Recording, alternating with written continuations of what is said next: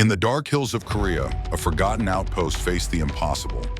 88 American soldiers stood between 7,000 enemy troops and a critical breakthrough.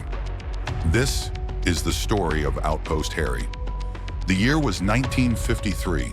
The Korean War was nearing its end, but neither side was ready to stop fighting.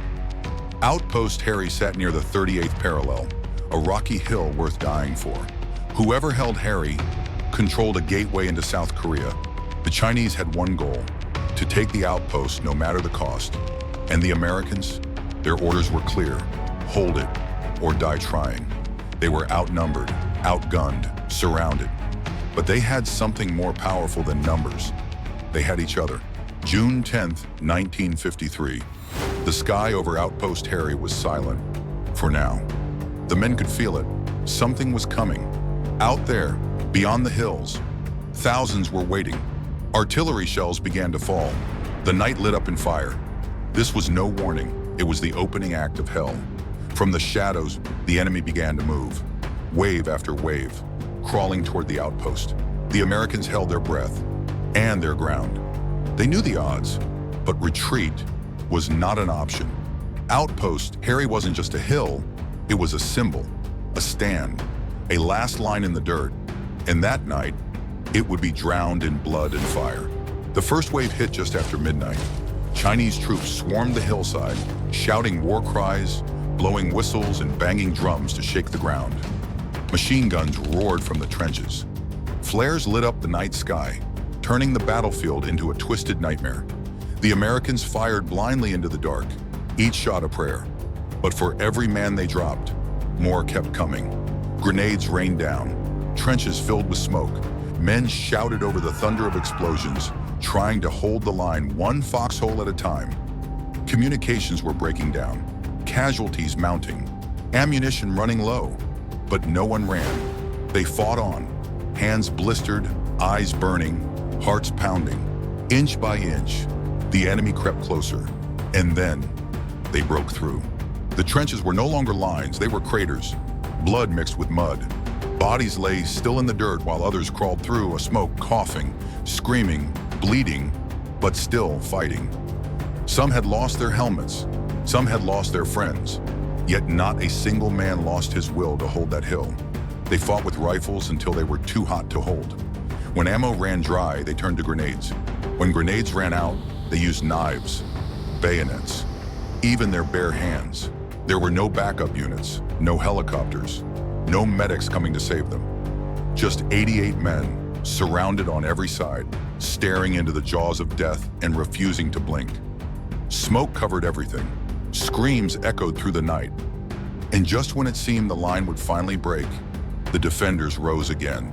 They didn't just hold the outpost, they became it. By 4 a.m., Outpost Harry was on the edge of collapse. Fires lit the sky, trenches were overrun, and many believed the hill was lost. The enemy controlled parts of the perimeter, but the Americans were still inside, still resisting.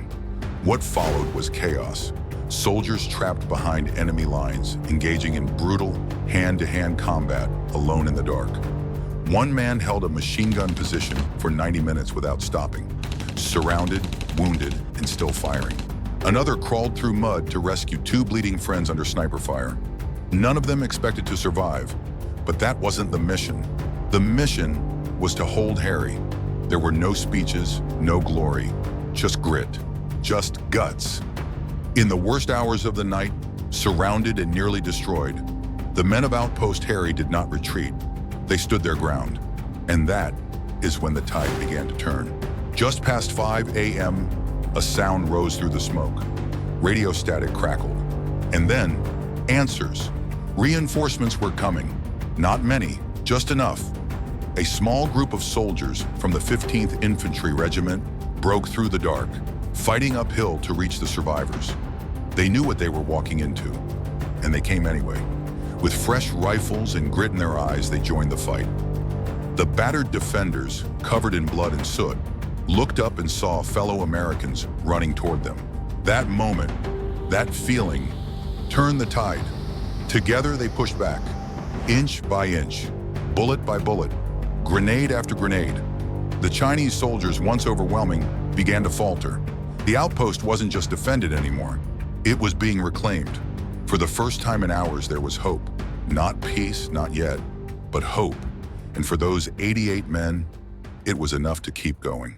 When the sun finally rose, it revealed a battlefield soaked in blood and ash. Outpost Harry still stood. The Chinese assault had failed. Against all odds, the Americans had held their ground. But victory came with a price.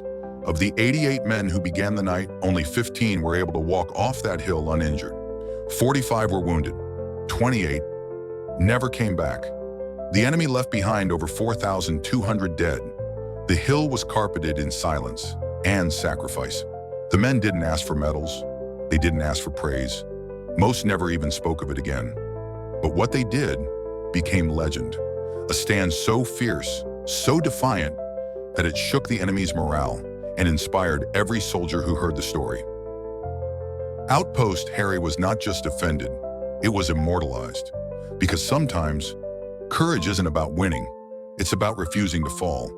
And on that hill, no one fell without a fight.